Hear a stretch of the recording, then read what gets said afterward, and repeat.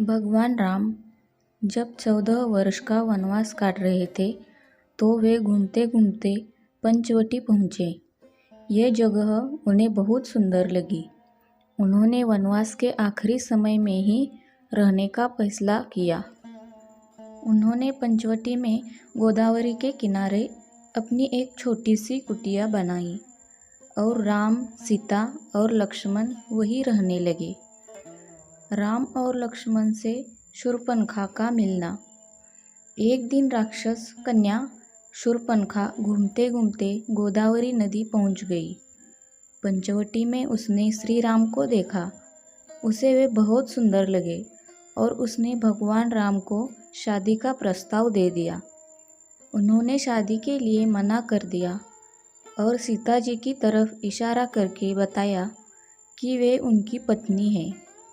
राम ने मजाक में शूर्पणखा से कहा कि मेरा छोटा भाई मुझसे भी सुंदर है, आप उसे विवाह का प्रस्ताव दो।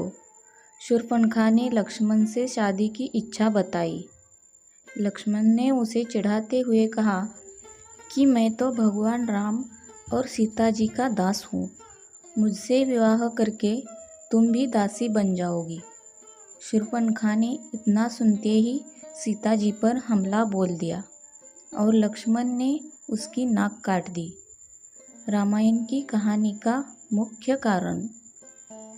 शूर्पणखा अपने अपमान का बदला लेने के लिए अपने बड़े भाई लंकापति रावण के पास पहुंची और रावण को युद्ध के लिए उकसाया। रावण से सीता की सुंदरता का बखान किया।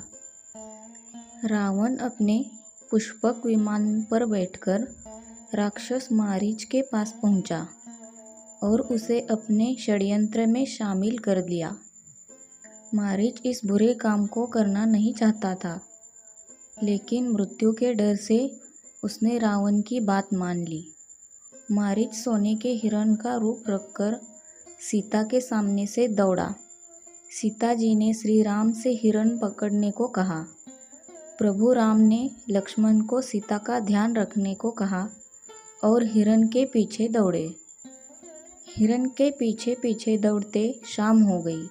राम ने हिरण को तीर मारा और वह चिल्लाया, लक्ष्मण बचाओ, लक्ष्मण, सीता सीता। सीता जी डर गई और लक्ष्मण को राम की मदद के लिए भेज दिया। लक्ष्मण सीता की सुरक्षा के लिए एक रेखा कुटिया के चारों ओर खींच देते हैं। सीता मैया से कहते हैं कि भाभी, ये लक्ष्मण रेखा है, इसके अंदर कोई नहीं आ सकता, आप इसके बाहर पाँव मत रखना। सीता मान जाती है। रावण लक्ष्मण के जाने का इंतज़ार करता है, लेकिन लक्ष्मण रेखा के कारण कुटिया में घुस नहीं पाता। वह सीता माता को कुटिया से बाहर निकलने की योजना बनाता है। वह एक भिक्षुक का रूप धारण कर लेता है और आवाज़ लगाता है, भिक्षाम देहि। सीता भिक्षा देने लगती है। कपटी रावण गुस्सा दिखाता है कि मैं बंधन में बंधी भिक्षा नहीं लूँगा, आप बाहर आकर मुझे भिक्षा दो। देवी सीता ने जैसे ही लक्ष्मण रेखा के बाहर पाँव रखा, रावण अपने असली रूप में आ गया और सीता को ज़बरदस्ती उठाकर अपने पुष्पक विमान में बैठा लिया और लंका ले गया। इस तरह सीता माता का हरण हुआ।